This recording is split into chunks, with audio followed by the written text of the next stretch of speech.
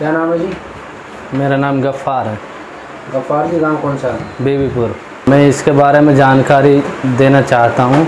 जो ये सफ़ात नाम का लड़का है, मैं अपने तालाब से आ रहा था, ये मुझे मिला, इसने मुझे बुलाया, भाई तू इसी गांव का है ना? मैंने कही इसी गांव का हूँ। इसने कही कि मैं हाई कोर्ट चंडीगढ़ से आया हूँ और जो है कि जो तुम्हारे गांव में सत्तार नाम का आदमी है वो है। मन कि भैया वो तो नहीं है, गुजर गया, उसको 17-18 साल हो गए गुजरे।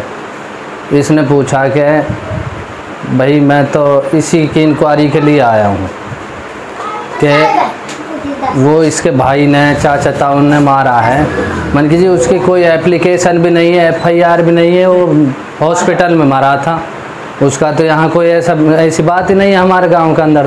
क्योंकि नहीं उसकी जो घर वाली है ना, जो उसने वहाँ चंडीगढ़ दरखास्त लगाई है, मैं वहाँ से आया हूँ इंक्वायरी के लिए, मैं अफसर हूँ हाई कोर्ट का। मैं अच्छा भाई, ये कहता है कि मैं बीबीपुर गया ही नहीं। बीबीपुर नहीं गया तो ये हमसे कहाँ मिला फिर? भाई ये पेंट कोट में आया है, दाढ़ी मूंछ इसकी साफ है, टूटी सी मोटरसाइकिल है इसके पास। मैंने इससे बोला कि भैया आप तो नहीं लगते मुझे पुलिस वाले की तरह, तो नहीं लगते। नहीं आपको 5-6 दिन में पता पड़ जाएगी। मैंने कि चलो मैं मान लेता हूँ, आप पुलिस वाले, आपके पास कोई प्रूफ है? कितने दिन पहले की घटना है ये? कम से कम 1-1.25 महीना पहले की बात है, जब इसका इस मैटर से कुछ लेना देना ही नहीं है तो ये इससे क्यों ताल्लुक़ रखता है इस बात से कि भाई ये कहाँ मरा, कैसे मरा।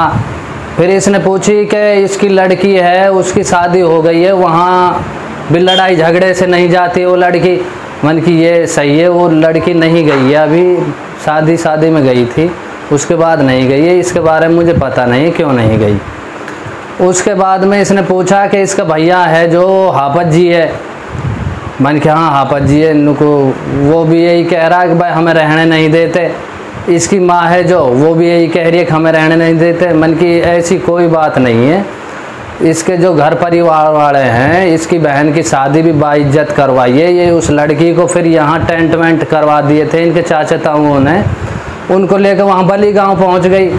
बली से इसने इस लड़की को विदा किया है। घर वालों को कुछ पता नहीं है कहाँ चली गई एक रात पहले। उसके बाद में जब मैंने इस सपात से कहा कि भाई सपात जी आप बताओ फिर क्या करना है इस मैटर के बारे में, इसने कहा कि आप पहले तो ये बताओ आप सरपंच हो? वहाँ हमारे दवाई बिकती है सरपंच के नाम से उस दुकान पे। मन की भैया हम एक्स सरपंच हैं, सरपंच एक शहीद नाम का है, वो परली तरफ से है। उनका अच्छा आपकी पार्टी में लगते हैं ये? आपके मोहल्ले के? मन के हम पार्टी में भी हमारी में लगते हैं, मोहल्ले के भी हमारे के हैं।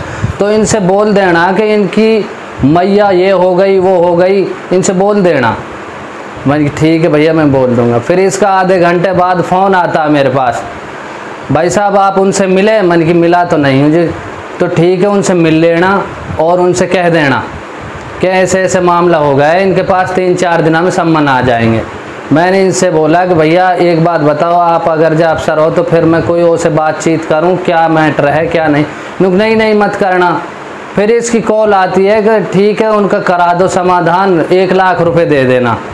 अच्छा, ये फर्जी इंस्पेक्टर बन के यहाँ फर्जी इंस्पेक्टर बन के आया है। इसने अपना एक कार्ड दिखाया था, उस कार्ड की वजह से हमने कही भाई हमें तो कोई सबूत दिखाओ आप, ये इस कार्ड को नहीं मानते हम। मैं दिखा दूंगा। हमारी आज आकेड़ा गांव में हमारी जो टीम है वो आज आकेड़ा गांव में है और उसके बाद में मैं यहाँ रुकूंगा नूह में एक नियामत नाम का लड़का है, उससे इसकी दोस्ती है नियामत नाम के लड़के से। उसके बीच में कि इसने 10,000 रुपये ले लिए उन परिवार वालों से, तुम्हारा एक बंदे का नाम कट जाएगा तो यार 2 भाई के ऊपर केस रह जाएगा। वो बेचारे कुछ सीधे सही है, उनसे हमने बोला भी बगैर किसी सबूत के देखे कुछ ना देना इनको, और ये हमारे पास दोबारा आया नहीं। उसके बाद में फिर इनकी फ़ोन पे बात हुई है, वो कॉल रिकॉर्डिंग जो इसकी और नियामत की और सपात डॉक्टर सपात की है, जिसमें यह हतीन वो DSP है बाली साहब, उसको भी धमकी देते हैं। उसके बारे में भी हमसे धमकी देते हैं कि जो बाली साहब है वो मेरा दाएं बाजू खास आदमी है, और वो तुम्हारी जो एप्लीकेशन है उसको तो मैं नू करवा दूंगा और ये करवा दूंगा।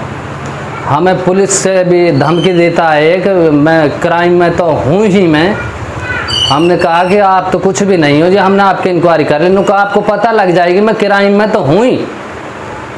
कॉल करके परसों भी जब हमने मीडिया पे वहाँ हतीन बयान दिए थे, इसकी फिर कॉल आई है। इन्होंने फिर कहा है कि क्राइम में तो मैं हूँ ही, तुम्हें मैं देख लूँगा, तुम मुझे ब्लैकमेल कर रहे हो। भैया जब तुमने सारे ये काम करे हैं, सारा जो भी ढीटू रचा है, जो भी ये खेल हुआ है, सारी ये डॉक्टर सपात है जो इसने किया है। ये यही जानता है किस तरीके से इसने किया है, किस तरीके से बच्चे माँ बेटी अगवा किए हैं इन्होंने। इसके बारे में पुलिस इसको रिमांड पे ले और इसको पकड़े। ये पुलिस की भी तहमत लगाता है कि पुलिस सारी मेरे कब्जे में है। डीएसपी जो बाली जी है वो भी मेरे कब्जे में है, वो मेरे से अलग नहीं जाएंगे।